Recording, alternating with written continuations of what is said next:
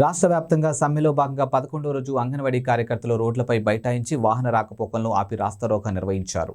ఈ సందర్భంగా ప్రభుత్వానికి వ్యతిరేకంగా నినాదాలు చేస్తూ తమకు కనీసం వేతనాలు మంజూరు చేయవలసిందిగా కోరుచూ ఉన్నారు. ఈ సందర్భంగా ఆత్మకూరు డివిజన్ కార్యదర్శి శ్రీమతి రాధా మాట్లాడుతూ రాష్ట్ర ముఖ్యమంత్రి నిన్న తమ పుట్టినరోజు సందర్భంగా అంగన్వాడీ కార్యకర్తలు కనీస డిమాండ్లు అంగీకరిస్తారని ఆశించామని, కానీ అంగన్వాడీ సెంటర్లకు బకాయిలు, కూరగాయల బిల్లులు చెల్లిస్తామని మాత్రమే తెలియజేశారని, మమ్మల్ని ప్రభుత్వ ఉద్యోగస్తులుగా గుర్తించి మాకు కనీస వేతనం చెల్లించేదాకా ఈ సమ్మెను విరమించేదే లేదని పేర్కొన్నారు. దీనిని ఇంకా ఉధృతం చేస్తామని, తమ న్యాయమైన డిమాండ్లు అంగీకరించే వరకు తమ సమస్యల పరిష్కారం కోరుతూ రాష్ట్ర వ్యాప్తంగా సమ్మెను ఉధృతం చేస్తామని ఈ సందర్భంగా తెలియజేశారు. ఈ కార్యక్రమంలో సిపిఐ, సిపిఎం, సిఐటియు పార్టీ నాయకులు పాల్గొని అంగన్వాడీలకు సంఘీభావం తెలియజేశారు.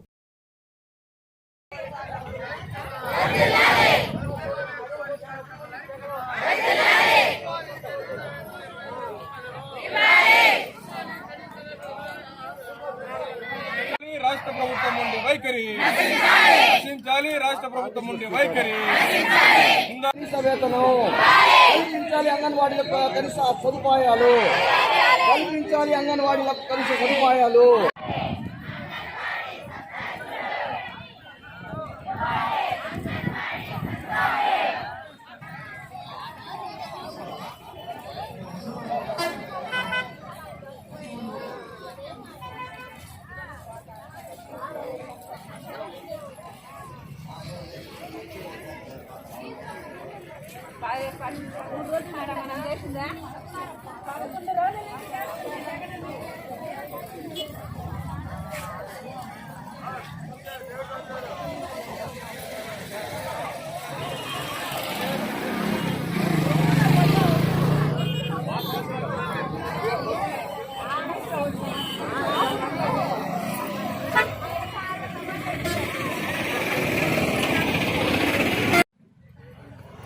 గత 10 రోజుల నుండి మీరు చేస్తున్న 11 రోజుల నుండి.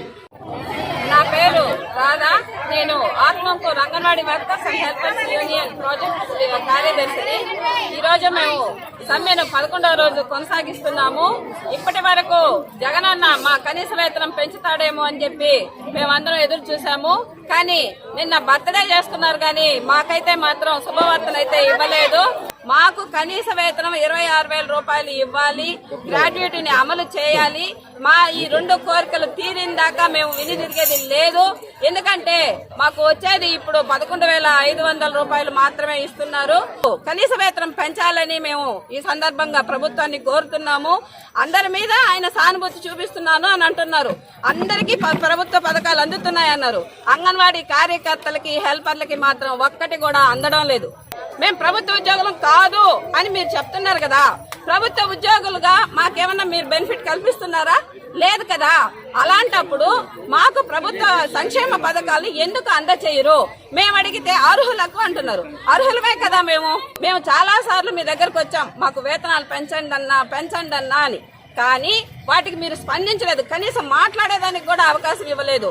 ఈ రోజు మాత్రం ఖచ్చితంగా మీరు కనీస వేతనం పెంచిన దాకా మేము ఇంటికి వెళ్ళము అని ఈ రోజు తెగేసి చెప్తున్నాము. రేపు ముక్కోటి ఉంది.